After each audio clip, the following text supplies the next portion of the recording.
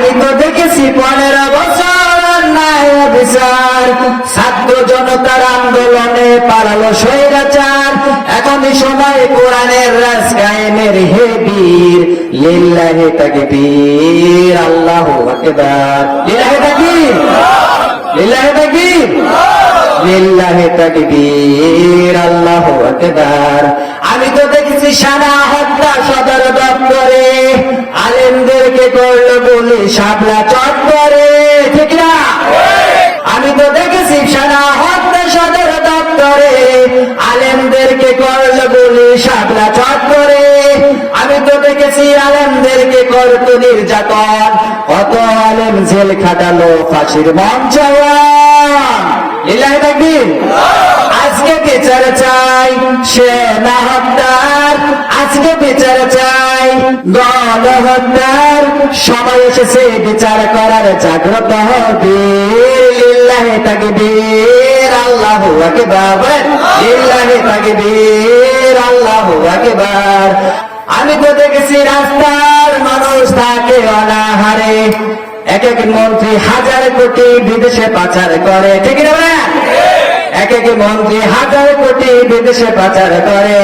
এখনই সময় কোরআনের রাজ কায়েমের, হে বীর লিল্লাহি তাকবীর, আল্লাহু আকবার।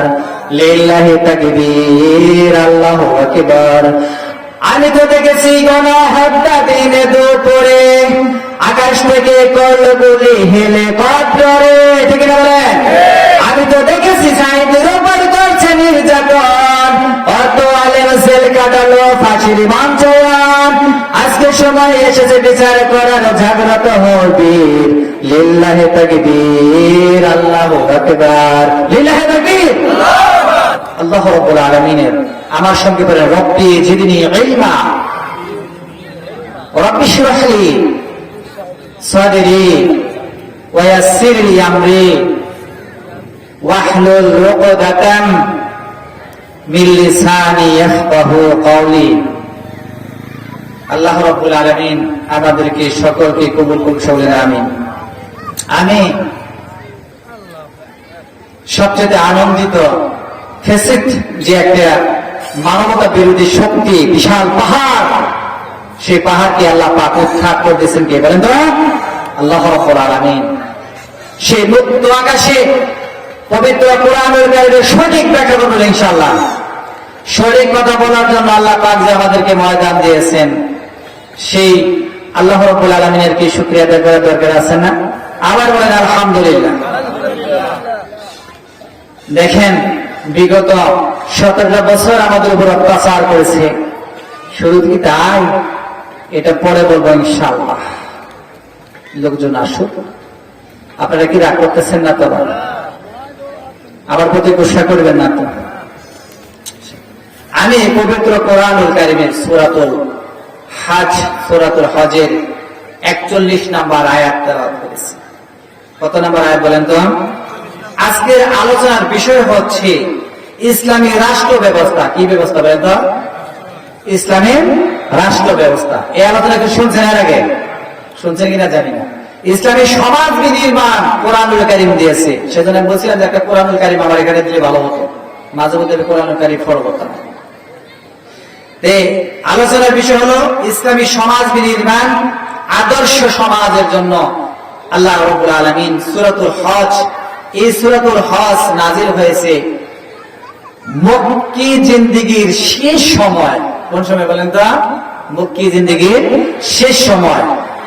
নবী করিম সাল্লাল্লাহু আলাইহি ওয়াসাল্লামের হিজরতের মাত্র 1 সপ্তাহ খানিক আগে নাজিল হয়েছে, মাত্র 1 থেকে 24 নম্বর আয়াত পর্যন্ত। কথা বলছেন? হ্যাঁ বলেন তো কি বললাম? পবিত্র কোরআনুল কারীমের সূরাতুল হজ, এই সূরাতুল হজ নাজিল হয়েছে নবী করিম সাল্লাল্লাহু আলাইহি ওয়াসাল্লামের মক্কি জিন্দেগীর শেষ সময়, হিজরতের মাত্র প্রায় সপ্তাহখানিক আগে। তাও 1 থেকে 24 নম্বর আয়াত পর্যন্ত মক্কায় নাজিল হয়েছে। আর বাকি যে আয়াতগুলো আছে, এখানে আয়াত হচ্ছে মোট 78টা। কথা বলেন তো? 78টি। এই 78টি আয়াত নাজিল হয়েছে 25 থেকে মদিনার জিন্দেগিতে। 25 থেকে এক ধারাবাহিকভাবে 41 নম্বর পর্যন্ত আয়াত নাজিল হয় ধারাবাহিকভাবে। এরপরে কিছু আয়াত নাজিল হয়েছে রাতের বেলায়। কিসের বেলায় বলেন তো? রাতের বেলায়। আর কিছু আয়াত নাজিল হয়েছে দিনের বেলায়। কিছু আয়াত নাজিল হয়েছে যুদ্ধ চলাকালীন। কিছু আয়াতে কারিমা নাজিল হয়েছে আপনার ওই উটের উপরে নবী করিম সাল্লাল্লাহু আলাইহি ওয়াসাল্লাম যখন ছোঁয়ার হয়েছেন সেই সময়। আর কিছু আয়াতে কারিমা নাজিল হয়েছে নবী করিম সাল্লাল্লাহু আলাইহি ওয়াসাল্লাম যখন তিনি নিদ্রা তন্দ্রা করতেন অর্থাৎ ঘুমাইতেন সেই সময় নাজিল হয়েছে। এই সূরায় মোট আয়াত 78টি আর রুকু হলো 10টি। এই সূরা নবী করিম সাল্লাল্লাহু আলাইহি ওয়াসাল্লাম মক্কি জিন্দেগিতে যে নাজিল হয়েছে অধিকাংশ মুফাসসিরগণ মতভেদ করেছেন। কেউ কেউ বলেছেন এটা মাদানী, কেউ কেউ বলেছেন মাক্কি। আসলে মাদানী সূরা, যেহেতু শেষের অংশ পূর্ণ আয়াতগুলি নাজিল হয়েছে মদিনার জিন্দেগিতে নবী করিম সাল্লাল্লাহু আলাইহি ওয়াসাল্লামের নবুয়ত জীবনে। এই আয়াতকে যদি আপনি প্রথম থেকে লক্ষ্য করেন তাহলে আপনি বুঝতে পারবেন যে আল্লাহ রাব্বুল আলামিন কি সুন্দর করে বলছেন। আল্লাহ রাব্বুল আলামিন বলতেছেন এইভাবে, দেখেন আয়াতের শুরুতেই আল্লাহ পাক বলছেন, ইয়া আইয়ুহান নাসু ইত্তাকু রাব্বাকুম ইন্না জালজালাতাস সাআতি শাইউন আযীম। আল্লাহু আকবার বলেন।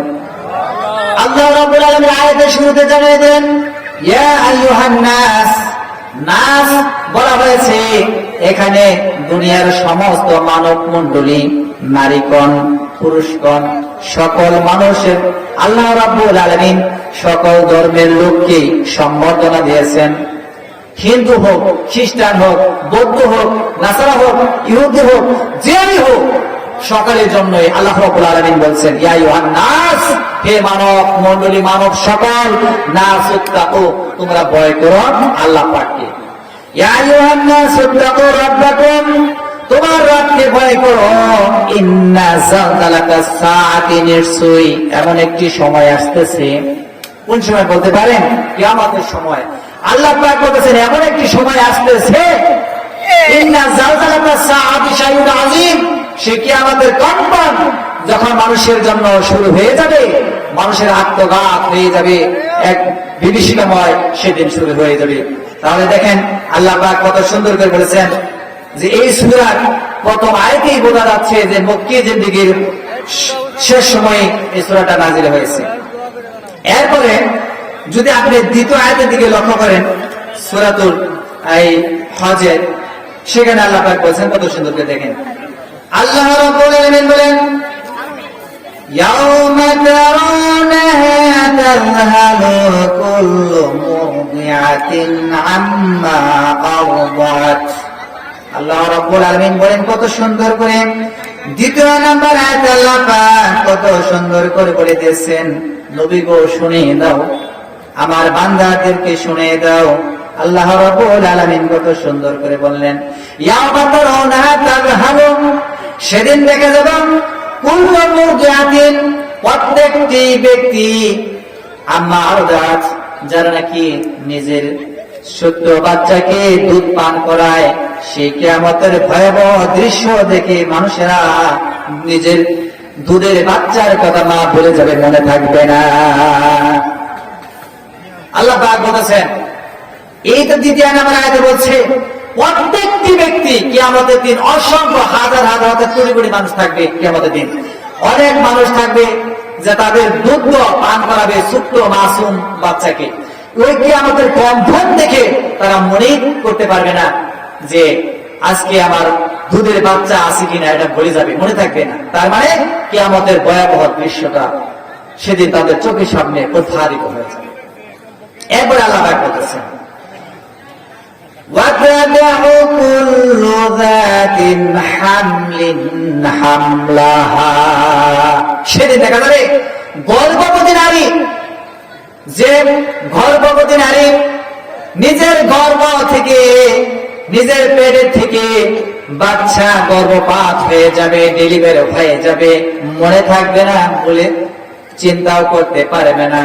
অথচ লক্ষ্য করেন, একটা গর্ভবতী মা গর্ভ যখন তার পাক হয়ে যায়, আল্লাহ পাক যখন তার বাচ্চাকে বের করে দেয়, আল্লাহ রাসূল বলেছেন জিহাদের ময়দানে শহীদ হইলে যে কষ্ট, যে রক্তাক্ত হয়ে গেলে যে কষ্ট, তার থেকেও বেশি কষ্ট সেই মা ওই ডেলিভারির সময় পায়। দেখেন কি কষ্ট সেদিন হয়।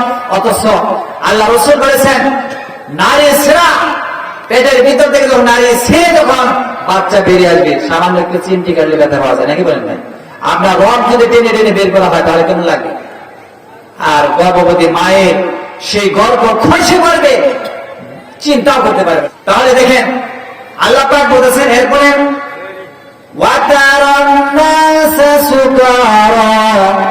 মানুষগুলো দিক বিদিক হয়ে ছুটাছুটি করতে থাকবে, দৌড়াইতে থাকবে। তার মানে হলো আল্লাহ পাক বলেন ওরা নেশা খায় নাই। নেশা খেলে সেটা মানুষ মাতাল হয়ে দৌড়াদৌড়ি করে, ওরা বুঝে না নাকি বলেন? আল্লাহ পাক বলেন ওয়া হুম বিসুকার, না ওরা নেশা খায় নাই, ওরা পাগলও হয় নাই। ছুটছে কেন? তাহলে কেন তোদের বাচ্চার কথা মা বলে গেল, গর্ভবতী নারীদের গর্ভ কেন খসে পড়েছে, মানুষ কেন ছোড়াছুড়ি করছেন, নেশাও খায় নাই, মাতালও হয় নাই, কি হয়েছে তাহলে? আল্লাহ পাক বলেন এর আসল কারণ হলো ওয়ালাকিন্না আযাবাল্লাহি শাদীদ, আল্লাহর ভয়ঙ্কর আযাব দেখে, কম্পন দেখে মানুষের আত্মঘাত হয়ে পড়েছে। জোরে বলেন নাউযুবিল্লাহি। আমার ভাইয়েরা, আকাশের অবস্থা এমন হবে, কোরআনুল কারীমের ভিতরে বলে দিয়েছেন ইয়াউমা নাতউইস সামাআ কাতাইয়িস সিজিল্লিল কুতুব, আল্লাহ পাক বলেন সাত আকাশ কাগজের পৃষ্ঠার মতো ঠাস ঠাস করে মানুষের সামনে পড়তে থাকবে। মানুষেরা হয়রান হয়ে, পাগল হয়ে, পাগল পারা হয়ে সবকিছু দৌড়াতে থাকবে।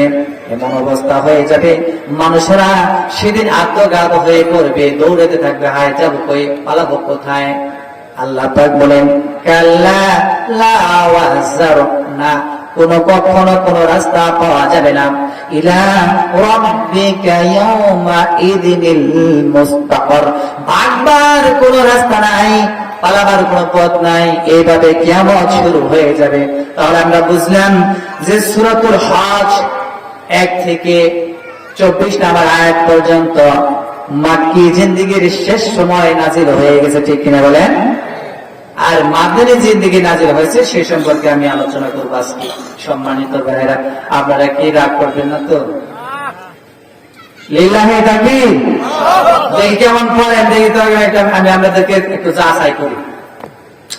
আমি তো দেখেছি 15 বছর অন্যায় বিচার, ছাত্র জনতার আন্দোলনে পালানো স্বৈরাচার, ঠিক না? পারেন না, আবার বলেন, আমার সাথে বলবেন। আমি তো দেখেছি 15 বছর অন্যায় বিচার, ছাত্র জনতার আন্দোলনে পালালো স্বৈরাচার। এখনই সময় কোরআনের রাজ কায়েমের, হে বীর, লিল্লাহি তাকবীর, আল্লাহু আকবার। লিল্লাহি তাকবীর, লিল্লাহি তাকবীর, লিল্লাহি তাকবীর, আল্লাহু আকবার। আমি তো দেখেছি সারা হত্যা সদর দপ্তরে, আলেমদেরকে করলো বলি শাপলা চত্বরে, ঠিক না? আমি তো দেখেছি সারা হত্যা সদর দপ্তরে, আলেমদেরকে করলো বলি শাপলা চত্বরে। আমি তো দেখেছি আলেমদেরকে করতো নির্যাতন, কত আলেম জেল খাটালো ফাঁসির মঞ্চায়ন। লিল্লাহি তাকবীর।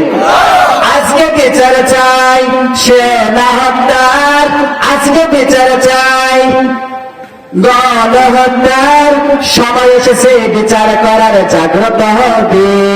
লিল্লাহি তাকবীর, আল্লাহু আকবার, লিল্লাহি তাকবীর, আল্লাহু আকবার। আমি তো দেখেছি আলেমদেরকে করতো নির্যাতন, কত আলেম জেল কাটালো ফাঁসির মঞ্চায়ন। আমি তো দেখেছি রাস্তার মানুষ থাকে অনাহারে, এক এক মন্ত্রী হাজার কোটি বিদেশে পাচার করে, ঠিক না বলেন? এক এক মন্ত্রী হাজার কোটি বিদেশে পাচার করে। এখন এই সময় কোরআনের রাজ কায়েমের হিবীর, লিল্লাহি তাকবীর, আল্লাহু আকবার, লিল্লাহি তাকবীর, আল্লাহু আকবার। আমি তো দেখেছি গণহত্যা দিনে দুপুরে, আকাশ থেকে করল গুলি হেলিকপ্টারে, ঠিক না বলেন? আমি তো দেখেছি সাইদের উপর করছে নির্যাতন, অত আলেম সেল কাটালো ফাঁসির মঞ্চয়ান। আজকে সময় এসেছে বিচার করার, জাগ্রত হবীর, লিল্লাহি তাকবীর, আল্লাহু আকবার, লিল্লাহি তাকবীর। একটু বোঝা যাচ্ছে যে আপনারা পারবেন। তাহলে আমি আলোচনা শুরু করি ভাই। হ্যাঁ, মাঝে মাঝে একটু করে আপনাদেরকে গজল শোনাবো, শুনবেন তো? শুনবেন তো নাকি বলেন? ইনশাআল্লাহ। তাহলে আমি আলোচনায় শুরু করি। আমি নবী করিম সাল্লাল্লাহু আলাইহি ওয়াসাল্লামের একটি হাদিস তেলাওয়াত করেছি। হাদিসটা এসেছে তাবরানী শরীফের ভিতরে। হাদিস খানার ভিতরে নবী করিম সাল্লাল্লাহু আলাইহি ওয়াসাল্লাম বলেছেন, হাদিস খানা রিওয়ায়াত করেছেন হযরত আনাস ইবনে মালিক রাদিয়াল্লাহু তাআলা। তিনি বলেছেন, মান ওয়ালিয়া আমিরুল মুসলিমিন। এখানে আল্লাহ রাসূল বলেছেন যে মান ওয়ালিয়া মিন আমিরুল মুসলিমিন, যদি কোন মুসলিমদের মধ্য থেকে যদি কেউ দায়িত্ব পায়, কিসের বলেন তো? খেলাফতের, মানে সরকারের। কিন্তু আল্লাহ রাসূল বলতেছেন শাইআন ফাগাশাহু, যদি ওই ব্যক্তি যদি খেয়ানত করে তাহলে কি হবে? তাহলে হয়ে যাবে ফাগওয়া ফিন্নার, ওই ব্যক্তি হবে জাহান্নামী। কথা বলছেন? তাহলে লক্ষ্য করেন এই হাদিসের ভিতরে যে কথাটা আল্লাহ রাসূল বলেছেন যে মান ওয়ালিয়া মিন আমিরুল মুসলিমিন, যদি কোন ব্যক্তি মুসলিম জাহানের যদি খলিফা হয়, সরকারি যদি দায়িত্ব পায়, আর ওই ব্যক্তি যদি ইসলামের আইন দিয়ে যদি দেশ শাসন না করে, তাহলে যদি ওই ব্যক্তি খেয়ানত করে, তাহলে ওই ব্যক্তি যাবে কোথায় বলেন? ফাহুয়া ফিন্নার। আচ্ছা লক্ষ্য করেন 47 সাল থেকে, 47 সালে আমরা আজাদি পেয়েছি নাকি বলেন? ব্রিটিশ থেকে। 47 সাল থেকে 1947 সাল থেকে 2024 পর্যন্ত বলতে পারেন কত বছর? 87 বছর। কত বছর? এই 87 বছর বয়সের মধ্যে বাংলাদেশকে কোরআনের একটি আইন চালু আছে ভাই? আজও চালু আছে? তাহলে ফাহুয়া ফিন্নার, ওই রাষ্ট্রের প্রধান যাবে কই? যত বাহাদুরি করুক যে আমরা ওই কি বলে মসজিদ বানাইছি, মাদ্রাসা বানাইছিলাম, আছে 1500 বছর আল্লাহ রাসূল বলেছেন হাদিস খানা এখন কি মিলছে ভাই? মিলছে? কত বলে মিলে গেছে ভাই? 1500 বছর আল্লাহ রাসূল বলেছেন যে ব্যক্তি আমিরুল মুসলিমিন হবে, তার মানে মুসলমানদের খলিফা হবে, মানে সরকার হবে, ওই ব্যক্তি যদি ইসলামকে যদি শাসন না করে ফাহুয়া ফিন্নার, যাবে কোথায়? জাহান্নামে। তাহলে দেখছি আমরা এই লোকগুলো কোথায় যাবে? জাহান্নামে। আমি যে আয়াতটা কারিমাতে পাঠ করেছি, আসেন আমার সঙ্গে আয়াতটা শুরু করি। আউযু বিল্লাহি মিনাশ শাইতানির রাজীম।